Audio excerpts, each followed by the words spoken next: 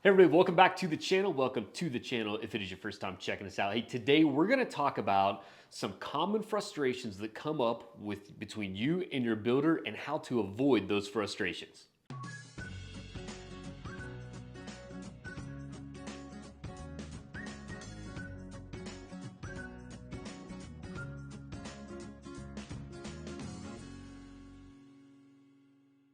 All right, like I said, today we're going to talk about some common frustrations that you'll see whenever folks build a custom home, frustrations between the owner that's building the home and then the builder themselves.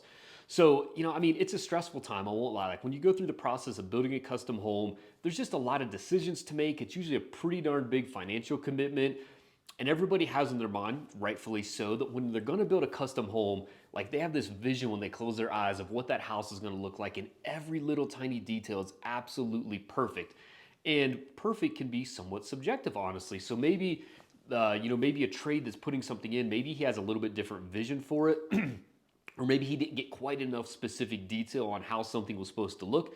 So then, whenever the homeowner walks through the property, they're not quite like they like it, but it's not quite what they had in their head. So, anyway, let's just jump right into it. Like I said, I think there's probably three big things. And, if you guys have done a lot of research on building a custom home, or even if you kind of just started your research, you'll probably find these things come up fairly often from other builders as well. But I kind of want to just hit on them from our point of view as well. So, one of the biggest concerns that you're going to have when you build a custom home.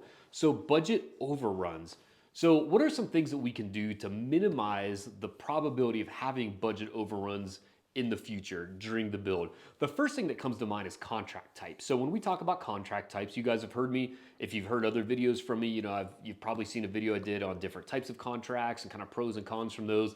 If you want to minimize the potential for budget overrun, one of the best things you can do is select what's known as a fixed price contract.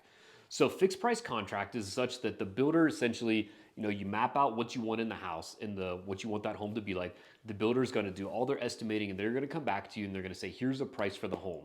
It's essentially a guaranteed price unless you decide to make a change.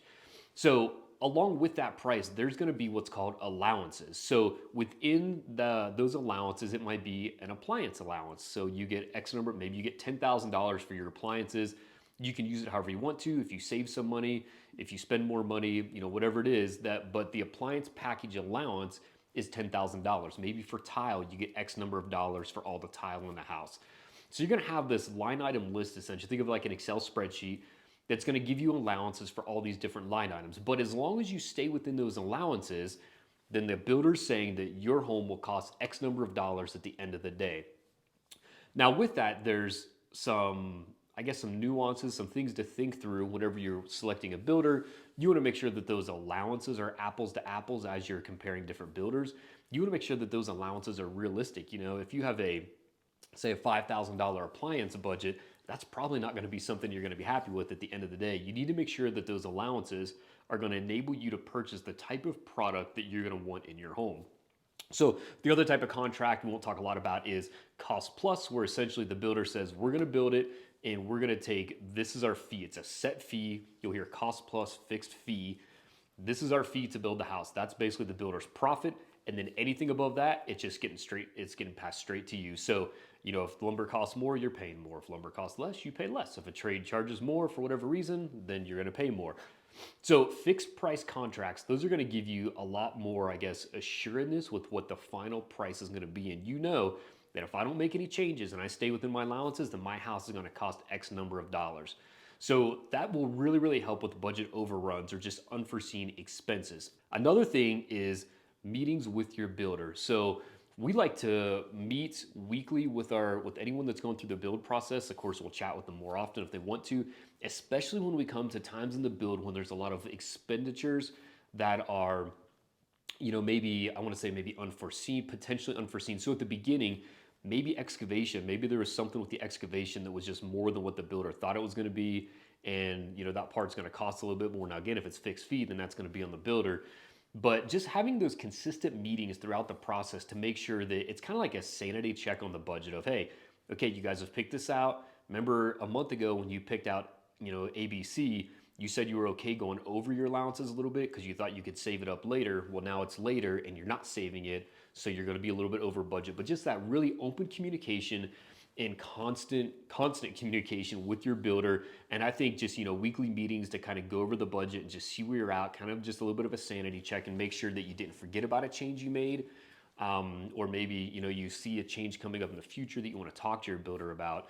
So constant communication and weekly meetings, or however often, but I think weekly is pretty good. Weekly meetings with your builder just to kind of review things, stay on top of that budget, and just really track it really, really well.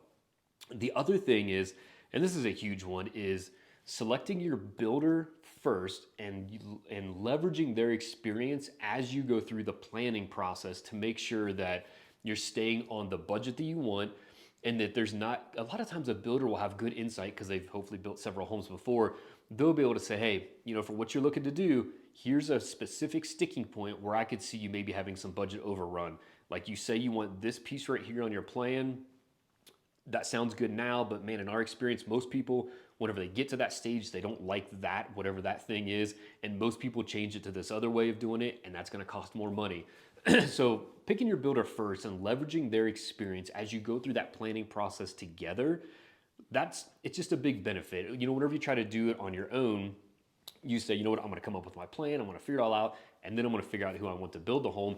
There might be some things, because again, you don't do it every day, there might be some things that you've overlooked that are gonna cause problems later that could potentially have you have to take on budget overruns if it's something that could have been prevented earlier, but you just didn't have the experience to understand that. And the way you had it budgeted and planned is something that the builder is gonna say, man, I don't think you're gonna like that. You're probably gonna wanna change that. So picking the builder first and working with them and leveraging their experience as you go through the planning process can do a ton to help your budget out at the end of the day. I think it's human nature. We've had a number of clients recently, or people, prospects that I've wanted to talk to us about building. And people are, understandably so, they're a little hesitant to throw their budget number out there. Because I think a lot of people think, well, if I tell the builder that my budget's $1 million, he sure as heck is going to spend my $1 million, right? We always tell people it's not our job to spend all of your money. If we can build you the house that you want and save you money, you're probably going to be happier at the end of the day and maybe say good things about us, which helps us out. So it's not our intent to spend all of your money, but man, just knowing what that budget is, and once you've picked a builder you think is a good fit for you, just sharing that information with them so that they can really help you stay on that budget or under it, hopefully, is critical for the whole process. All right, so that's budget overruns. Number 2, delays. Man, this is a common one too. Everybody gets concerned about delays in the timeline, and man, when delays start to happen, that's when the relationship between builder and homeowner can really start to kind of go, just have some stress and maybe even fall apart, honestly, if it gets really bad. But I think what can you do on the delays part? There's things we can't control, right? Like weather, obviously, we can't pour a foundation if the excavated hole is full of water, right? So there's things that just come up that, you can't control. If there's material that supply chain issues, right? We saw a lot of that over the last few years. So those things that come up, there's nothing we can do about. But there's a couple things that you, as the homeowner, can control and help work with your builder kind of hand in hand. It'll make it a lot less stressful. The number one is timely decisions. So whenever a builder says, hey, I really need this decision, we've got to have this figured out by Friday, and it's Monday, it's a timeline that you've got to pick out whatever it is. Maybe it's you've got to pick your appliance package because that's a super long lead time. And if we don't get it figured out now, you're not gonna have your appliances at the end of the day. We can't get that vent hood hooked up, which means we can't pass our HVAC inspection. All this other stuff comes up.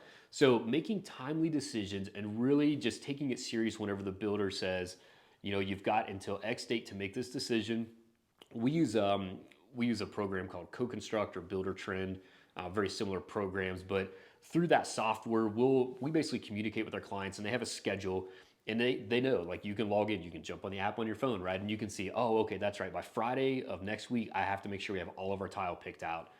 So knowing what those deadlines are and making those timely decisions so that the builder can get the material ordered, they can get their trades scheduled, that helps out a ton. And that goes a long way to just avoiding delays down the road. Like I said, you can always have unforeseen delays, but a good quality builder will try to kind of speed things up. It's almost when you're on an airline flight, right? Like you're thinking, you're 30 minutes late getting on the plane, but somehow you still got there on time, right? So you tried the builder, a good quality builder will try to do the same thing. They'll try to kind of speed things up if something got delayed a little bit to make sure that they hit their target date. So timely decisions. The second thing with the delays is making as many of your selections up front. So the more that you can pick out at the very beginning, it's going to go back to number one and really help you with your budget because you know what your numbers are sooner in the process. And then also the builder can get those things, a lot of those things ordered. Like I mentioned appliances earlier, that's just appliances and windows right now. There's a long lead time for. So if you can make decisions earlier and pick out as many of your selections for the home as early as possible, so the builder can then get those things ordered, that's going to go a long way as well to avoiding any delays. Because man, if you just, maybe you say, ah, gosh, I just don't know what kind of stone I want on the house until I see the house framed. And now the house is framed, and now you need to get the stone put on it, but you haven't picked out the stone. And then you decide to pick out the stone, and now that stone that you really, really like, you can't get for another 6 months. It's going to mess everything up. So, are there things that you are going to select throughout the process? 100%. It always happens, and that's okay. But the more that you can select back at the beginning or early on in the process, ideally even before the construction process even begins, when you're going through, designing those plans, engineering, structural work, all that stuff, the more selections you can pick out even that early is going to help a ton with avoiding delays at the end of the day. And like I said, there's going to be delays, we all know it, but let's do all we can to make sure that we're avoiding, from our standpoint, delays as much as possible. At the end of the day, the builder wants to get the house done as soon as they can as well. So it's definitely a team effort on avoiding delays. And then the number three one that I see is sometimes as a rift between client and builder. Fortunately, we haven't had to deal with this that I can think of. I'm sure there's probably been a situation somewhere along the way, but it's identifying bad work, and not bad work from the standpoint of like, man, this builder's a crappy builder, and I don't even know what they're doing. They're throwing this house up like it's like it's a clubhouse or something. Not that kind of bad work. If that's the case, you probably picked the wrong builder, and maybe it is time to part ways with that builder. But what we're talking about when we're talking about bad work is maybe there's something it's Friday after work and you go to walk the house while it's being framed. The framing crew's out for the day, and you go through and you're like, man, what the heck? These were supposed to be two archways here, and they're just squared off openings. They're not archways. So to you, that's like, and understandably so, that's a really big deal. You're like, what the heck, man? Are these guys not looking at the blueprints? What's going on? Your mind starts to kind of run with it. When really it could be something that maybe they're going to go back and do the archways. Maybe they're going to add some framing in later, or maybe one guy was doing it and another guy was off doing something else and they just got their wires crossed. It happens sometimes, but the sooner that if you see those things, I guess I'll say two things, like, don't hesitate to let the builder know about it. A builder would much, much rather identify those things early on, like as soon as they're noticed. Because man, the last thing you want to do is the drywaller gets in there and everything's drywalled, and then you're like, oh yeah, by the way, those are supposed to be archways. And then the builder's gonna be like, ah, shoot, man, now it's more work. They're still gonna do it because it's what the agreed to plan was. But it can get really frustrating for a builder whenever a client maybe saw something that maybe they missed, or maybe they just weren't on the same page. Maybe a client was thinking like, oh, I kind of want to do it this way, but then they didn't tell the builder about it until later on in the process, and it just makes things more complicated.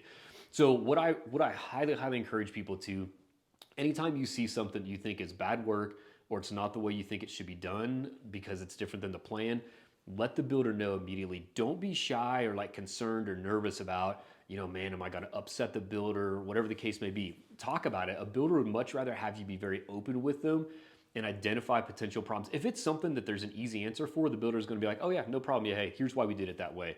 And you're like, okay, that makes sense. Or maybe they say, that's why we did it that way. And you're like, that doesn't really make a lot of sense to me. How about we meet back out there on Saturday and take a look at it, make sure we're all on the same page here. So a good quality builder is going to welcome that feedback.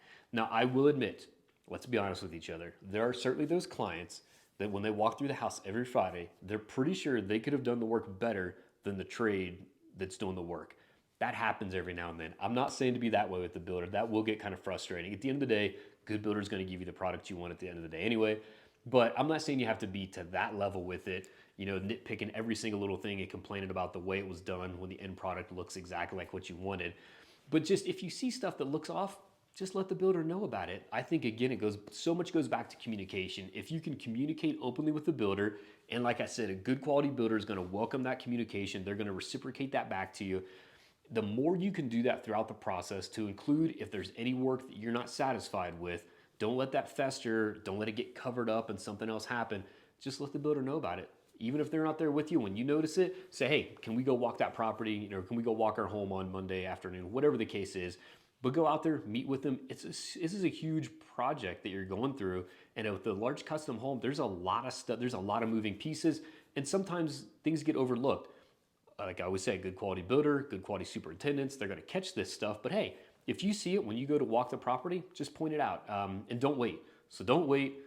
Don't be stressed or have anxiety about talking to the builder or worry about upsetting them, because like I said, a good builder, they're not going to get upset. They're going to welcome that communication. All right, so the three big things, and I know there's probably more for sure, obviously, but these are just three things that I hear about. Fortunately, we don't have to deal with them a whole lot, but three things that can just cause a lot of frustration and angst between homeowner and builder. Budget overruns, man, like I said, if you're really concerned about that, go with that fixed price contract and just, have consistent meetings with the builder to make sure you're staying on budget. And then if you can pick that builder first so you can help leverage their expertise through the planning process, that's going to help you a ton with minimizing budget overruns.